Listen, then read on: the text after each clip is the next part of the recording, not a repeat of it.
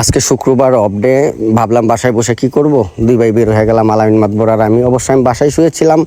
আলামিন মাতবর বারবার ফোন দিতেছিল, ভাইয়া বের হও, আজকে শুক্রবার, তোমার বন্ধের দিন, চলো দুই ভাই ঘুরে আসি।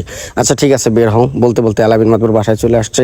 আমরা দুই ভাই বের হয়েও গেছি। এর মধ্যে বলতেছিল, ভাইয়া চলো একটু আরিগাঁও দেয়া ঢুকি। আরিগাঁও আমার সাইড চলতেছে, মামার বাড়ায়, ওখানে আমার একটা বেকুর কাজ চলতেছে, যাই দেখে আসি ওরা কি করে।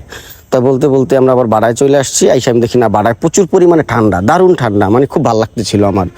মানে আন্ধার ছিল, মানে ওয়েদারটাও আমার ভালো লাগতেছিল। যাই হোক, বেগুর কাছেও চলে আসছি আমরা। আলামিনের বেকুর কাজ চলতেছে, বেকু কিছুক্ষণ পরে আবার চলে যাবো আলামিনের কাজে।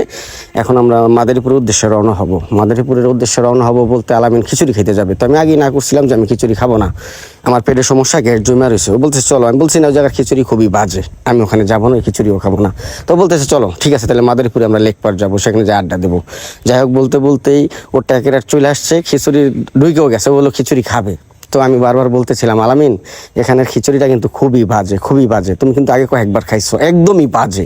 মানুষ কেন আসে, কি জন্য আসে, কেন এই খিচুড়ি খায় আমি কিন্তু জানি না, মানে এত ফালতু, তুমি খাইও না। বলতেছে না ভাই, আমি তো খাইমি, তুমি আমার সাথে খাইবা। আমি আচ্ছা ঠিক আছে, তুমি নাও, আমি তোমার সাথে একটু শেয়ার করুম নি। কিন্তু ও 2 প্লেটই অর্ডার দেওয়া ফেলছে। তো যাই হোক, বাধ্যতামূলক আর কি করবো, অর্ডার যেহেতু দিয়েই ফেলছে আমার ভাইটা। তো আমি বৈশা একটুখানি খাইছি, বেশি খাইনি, সামথিং একটুখানি খাইয়া বাকিগুলা নষ্ট করছি। তোরা বলছিলাম যে তুমি আমার থেকে কিছু শেয়ার করো, তুমিও খাও। ও বলতেছে না, আসলেই তুমি যেটা বলছো এটাই, খিচুড়িটা আসলেই বাজে, আমি 1 প্লেটের বেশি খাইতে পারবো না, তুমি যতটুকু পারো খায়ারাই খেলো। তো আমি আবার খায়ারাই খাইতেছি আর বলতেছিলাম, তাহলে কি এখন মাদারীপুর যাবা লেক পারে? ও বলতেছে চলেন, তাহলে দুই ভাই ওখান থেকে আবার মালাই চা খাইয়া, বাতাস টাতাস খাইয়া আসি ওখান থেকে।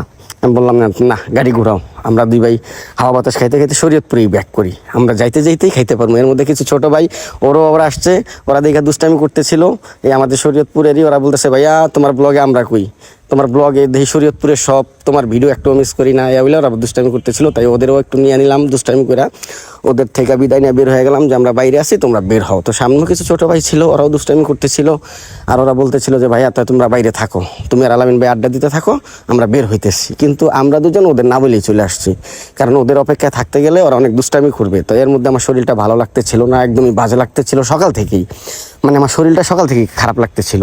মানে বাইরে এত পরিমাণে খাওয়া হয়, রেস্টুরেন্টে এত পরিমাণে খাওয়া হয়, মানে বলার বাইরে, পেটের মধ্যে গ্যাস জমে গেছে গা, মানে খুব টায়ার্ড লাগতেছিল আমার। মানে বাইকের থেকে নামলেই টায়ার্ড লাগে, বাইকে থাকলেই ভালো লাগে, বাইকে থেকে নামলেই এত পরিমাণে গরম লাগে যেটা ধারণার বাইরে।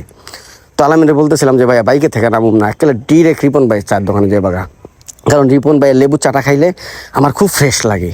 মানে উনি এত পরিমাণে লেবু দেয়, লেবুর অংশটা বেশি থাকে, পানির থেকে লেবুর অংশটা বেশি থাকে, ওইটা খাওয়ার পরে শরীরটা একদম হালকা হয়ে যায়, মানে সব সময় আমার। এই যে আপনাদের রয়্যাল কিং কিন্তু একদম খালি, ভাইরাল রয়্যাল কিং। যাই হোক, রিপন ভাইয়ের দোকানে আমরা